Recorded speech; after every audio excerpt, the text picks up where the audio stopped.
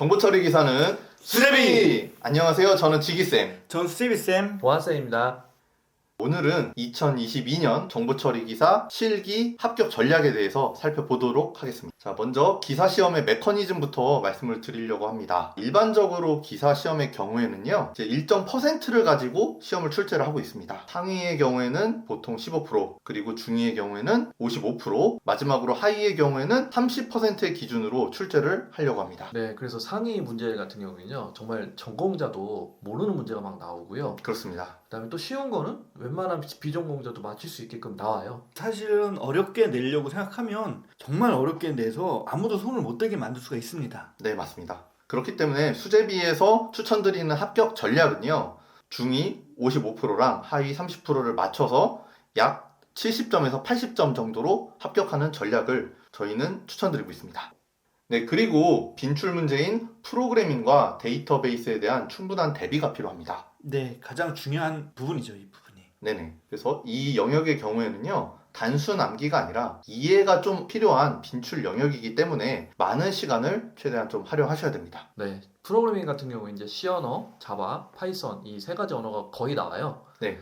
C 언어 같은 경우에도 단순한 문제가 아니라 포인터라든가 또는 뭐 자료 구조라든가 이런 것들도 물어보기 때문에 좀 폭넓은 이해가 필요합니다. 그리고 2021년 실기 문제하고 2022년 1회 필기 문제를 봤을 때 그 프로그래밍 문제의 난이도가 계속 상승하고 있습니다. 맞습니다. 그래서 대비가 좀 필요할 것 같습니다. 그리고 수제비 실기 교재의 경우에는요, 프로그래밍이랑 데이터베이스 부분이 6과목이랑 7부분에 할애가 되어 있는데요. 이 부분을 계속 반복을 하셔야 되겠습니다. 네, 그리고 수험생들이 뭐 자바나 C 언어 그런 전공 서적을 미리 보면 어떻겠냐고 얘기를 하는데요. 네. 우선은 수제비 실기책에 있는 프로그래밍 파트와 데이터베이스 파트를 먼저 공부하신 이후에 시간이 남으면 하시는 게 좋을 것 같습니다. 전공책이 보셔서 아시겠지만 되게 두꺼워요. 두껍죠? 네, 네. 그거 다 볼 시간 없어요. 6개월 정도 흘러갈 것 같습니다. 그렇게 하면. 네.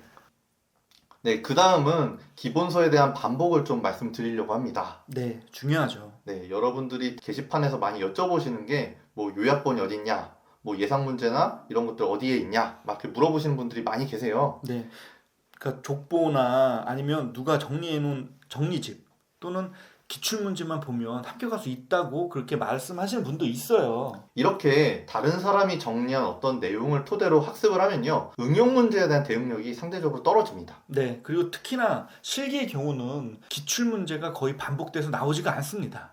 그렇기 때문에 저희가 드리는 말씀은요, 수제비 실기 기본서를 통해서 개념을 확실하게 좀 정립을 하셔야 된다는 말씀입니다. 네, 이렇게 해야 응용 문제에 대한 대응이 충분히 가능합니다. 네.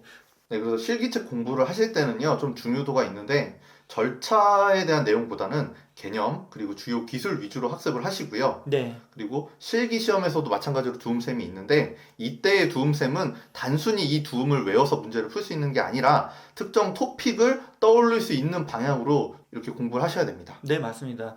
직, 유, 학, 유로 예를 들면요, 객관식에서는 이게 UI의 설계 원칙이 아닌 것을 해서 이제 직유, 학유가 아닌 거 선택하면 되는데, 네, 그렇습니다. 실기의 경우에는 직관성에 대해서 설명하시오, 뭐 이렇게 나오거든요. 그리고 뭐뭐뭐뭐는 무엇인가 하면 직관성 이렇게 나오죠. 네, 직관성을 써야 되는 그런 단답형이 나옵니다. 네, 그렇기 때문에 좀 더 깊이 학습을 하셔야 된다. 그 다음은 약수령 대응 전략에 대해서 좀 말씀을 드리겠습니다. 네, 약수령은 매 회차 좀 달랐던 것 같아요. 어떤 회차에서 막 5문제 나온 적도 있고요. 네, 아, 많이 그렇죠. 나왔습니다. 네, 어떤 회차에서는 또 아예 안 나온 적도 있어요. 네, 그래서 최소 한 두 문제 정도는 나올 거라고 생각을 하면서 대비를 하시는 게 좋습니다. 네, 그렇습니다. 그리고 약술용을 대비하다 보면 단답형까지 함께 대비가 됩니다. 아우, 그럼요. 네. 그래서 약수령 대비를 위해서는요, 보통 핵심 토픽의 경우에는 이 토픽의 키워드를 아셔야 되는데요. 네, 키워드를 알면 그 키워드를 다른 단어들과 조합해서 문장을 만들 수가 있거든요. 네, 네, 그리고 이제 키워드가 뭐지라는 질문을 하실 수도 있을 것 같아요. 네, 네. 그렇죠. 우리가 스타크래프트 한번 생각해 볼게요. 네, 앞마당,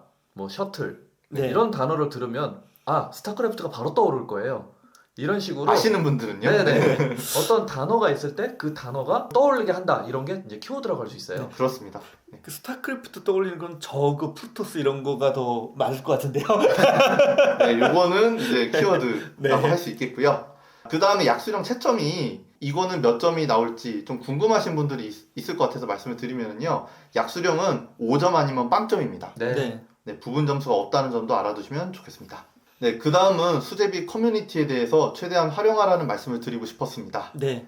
매일 커뮤니티를 방문해서 데일리 문제, 그 다음에 수험생분들의 질문, 그리고 FAQ 등을 확인하는 습관이 굉장히 좋은 습관이 되겠습니다.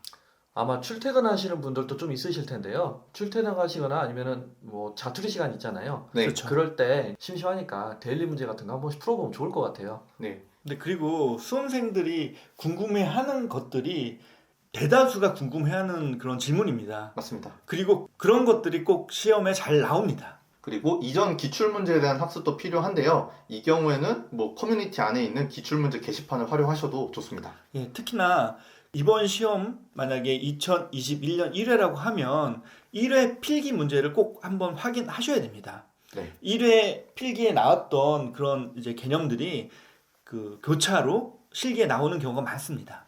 그래서 수제비 카페는요, 교학상장 그리고 집단 지성의 장이다라고 말씀을 드릴 수가 있습니다. 네, 맞습니다. 수제비 커뮤니티에서 그 수험생분들이 답변을 달아주시는 경우가 많이 있어요. 네. 근데 이 경우에 답변을 달아주신 수험생분들은 실력이 굉장히 많이 일치월장을 하거든요. 네, 이런 수험생분들은 대다수가 합격을 하셔서 지금까지 이제 커뮤니티에 좋게 남아 계신 분들입니다. 네, 그리고 부탁의 말씀을 좀 드리려고 합니다. 자, 중요한 것은요, 반복입니다.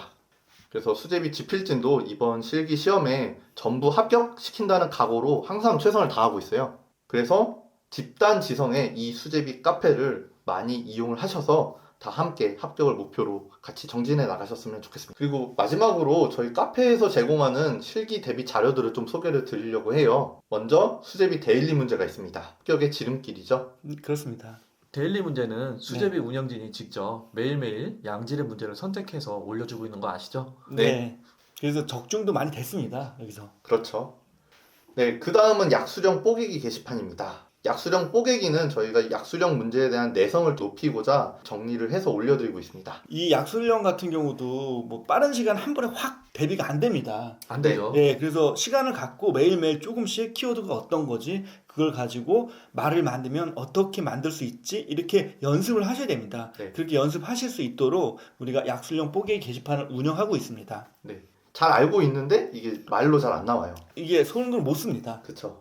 그리고 두음쌤 ASMR을 좀 소개를 드리고 싶어요. 네, 네, 저희가 두음쌤 전체 내용을 유튜브에 지금 업로드를 했거든요. 네, 1과목에서 12과목 전체 나오는 두음쌤을 다 정리한 거죠. 네, 그래서 이 내용도 시간 나실 때마다 저는 이제 자기 전을 추천드리고 있어요. 자기 전에 들으시면서 복습도 하시고 공부를 하면 좋을 것 같다는 생각입니다. 네, 두음쌤을 들으면서 이제 떠올리는 거죠. 내가 오늘 학습을 뭘 했구나라는 걸 떠올려 볼 수 있기 때문에 아마 네. 활용해 보시면 좋을 것 같아요. 네, 네. 맞습니다.